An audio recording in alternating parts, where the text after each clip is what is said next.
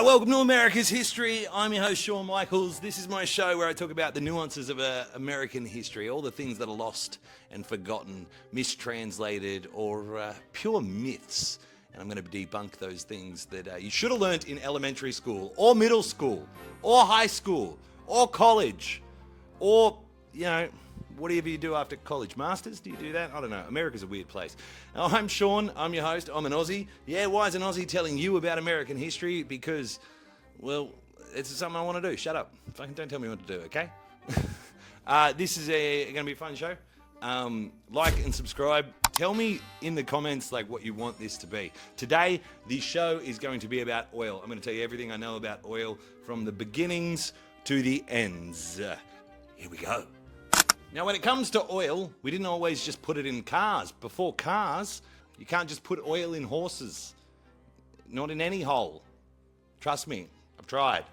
Okay? Oil was for lubricating giant machinery in the 1800s, and one other use. Its main use, light.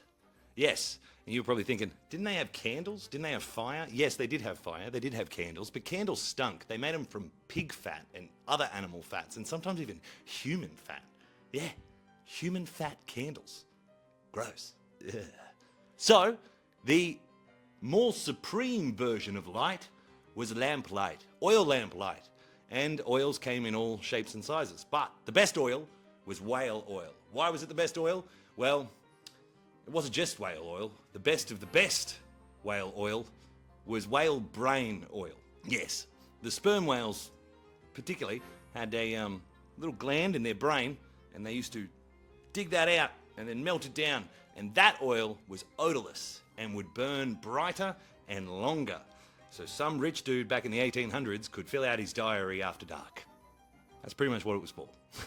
But because it was odorless and you could burn it in the house, right, without it stinking up the joint, it was very valuable. And as the rich people got richer, they wanted some of this whale oil, lamp oil stuff, right? They wanted that. And you've got to go find that, don't you? It's not easy. Let me take you back to the 1800s when whaling first began. Back in the 1800s. Right? What is your life like? All right? You're probably a poor kid. You're probably an orphan that gets picked up on the dock, sired into a boat. Hey, do you want a job, son? And you're like, yeah, I do. Then they make you sign a contract and you get on a boat for upwards of 2 years without seeing the land. 2 years. Yeah, you'd have to live on the boat. You'd have to work on the boat. Sometimes you go months without finding a whale. How did they find a whale? Did they use radar? Did they use the stars? They used their eyes. They use their eyes and what other sailors have told them. That was it. They just keep looking until you see a whale breach, and then you're like, let's go get that Moby Dick. Bring me the Moby Dick oil. I want some dick oil so I can write in my diary. On the way to get their whale oil, if you've ever seen these ships, they're not big, right? They're not big because it was expensive to build ships back then, right? You had to do it all by hand. It was rough. What they did was that they would harpoon a whale, after following it for a very long time, trying to sneak up on it, trying to get as close as they can, and then finally harpoon it. Then the whale would usually drag them for a fair bit, sometimes capsizing and sinking the ship completely, right? But then when you did find the whale, when you did kill the whale, what were you going to do with it? You can't just flip it on the boat.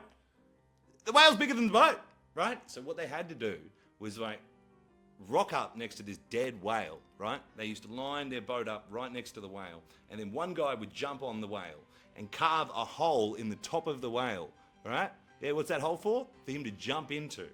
Yes, the blowhole wasn't big enough. They had to make a bigger blowhole.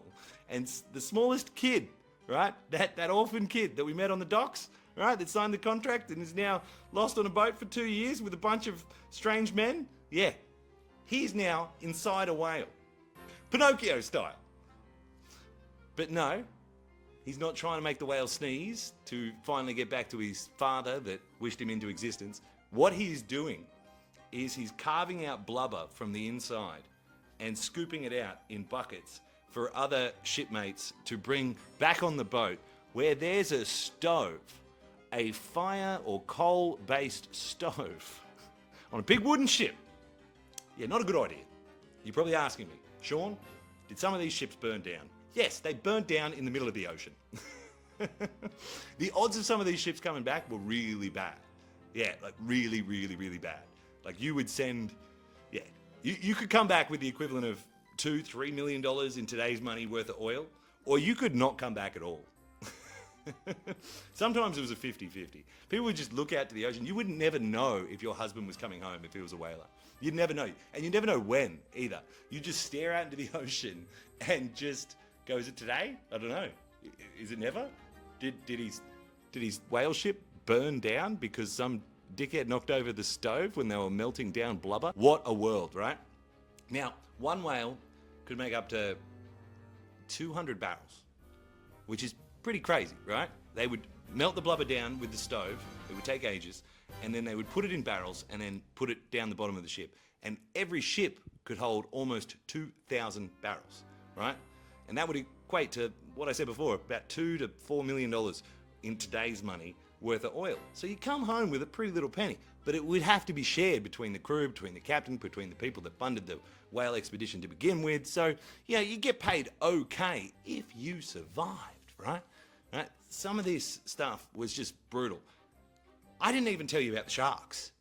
Yeah, there's sharks involved, of course. When there's a big old dead whale floating in the middle of the ocean, what does that attract? Sharks, yeah. So this guy was jumping off the boat, digging a hole in a giant whale carcass, scooping out blubber, scooping it back to his mates to melt down, setting a fire on a wooden ship.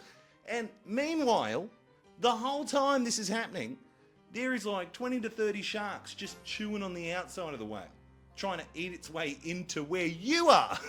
It is crazy what we did for oil. And we didn't even put it in cars back then. It was just so aristocrats could play noughts and crosses after 9 p.m. So the whale ships get back to shore. They sell this whale oil. And it's going for 80, 100 years. This is a very, very profitable business, right? And we're using this whale oil to lubricate big machinery, light things on fire. That's basically it at this point. There's not many uses for it, right? But it is the primo stuff and everyone likes it. One day, a guy gets off the ship and says, oh, that was a tough one. Year and a half out in sea. We brought back 2,000 barrels.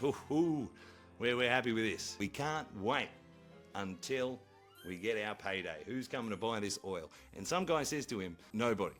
He's like, what?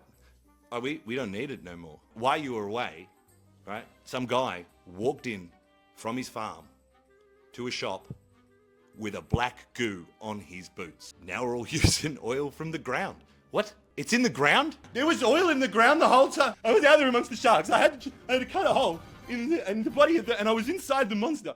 And I was scooping it, and it smelled, and it was bad, and I was out, and then the man, and he touched me in the hammock, and I don't want to talk about it, but you're saying we don't have to fight sharks and storms and giant octopuses for oil? You could just dig a hole and pop a straw in? Yes, it's actually quite near the surface, so we don't have to dig a hole, really. Can you imagine being that last whaler? It's like being a graphic designer a year ago. Oil gets discovered in Pennsylvania, all right? First, it's a couple of little places to drill and some people experimenting with it. Don't know what's going on. But within 5 years, there's thousands of oil pumps all across Pennsylvania. Thousands! Within 5 years, we went from 2,000 barrels a ship every 2 years to making literally thousands of barrels of oil a day. Nowadays, it's more into the tens and hundreds of millions of barrels a day that we drag out of the ground. It is incredible. Now, the Native Americans always knew about oil, right? They used it for all sorts of things. It would bubble up at certain places. They never used to dig for it, but they knew it was around, and they knew it came from the ground. So, it's kind of funny that they never tell you. That's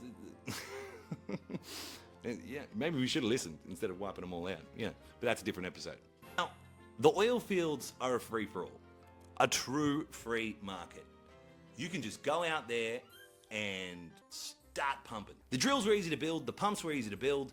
If you got some land and you could go set up your own pumps, some people would just set up pumps all across these fields that have licenses, that have all sorts of things. But one guy figured it out, that there's no money in just setting up a drill, because you drill a hole, you dig down deep, you start pulling out oil. What's to stop the guy just over here a little bit, drilling his hole, and the same seam of oil? And if he pumps it out quicker, then your well goes dry, and then you have to find another. This guy, J.D. Rockefeller, works out that there's no money in drilling, there's money in refining. So he gets to a point where he buys up every refinery in America. And I mean almost every single one. There are like diaries from certain guys where they're like, he can produce oil for less than we make it. I don't know how he's doing it, but we cannot compete. And they couldn't, and they went away.